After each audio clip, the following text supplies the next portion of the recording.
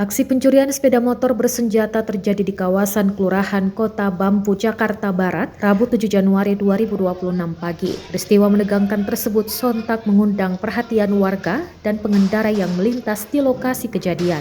Kejadian bermula saat sejumlah warga berteriak maling setelah memergoki aksi pencurian motor. Teriakan itu terdengar oleh pengendara lain yang melintas hingga salah satu pengendara nekat menendang pelaku usai sempat ditabrak oleh maling motor tersebut. Namun situasi semakin mencekam ketika diketahui pelaku membawa senjata api dan sempat melepaskan tembakan untuk meloloskan diri. Beruntung, massa yang berada di sekitar lokasi dengan sigap mengepung dan menggagalkan aksi pelaku sehingga sepeda motor yang hendak dicuri berhasil diselamatkan. Rekaman kejadian ini diunggah melalui akun Instagram @deskamowner_Indonesia dan viral di media sosial. Hingga kini belum ada keterangan resmi dari pihak kepolisian terkait identitas pelaku maupun tindak lanjut hukum atas insiden tersebut.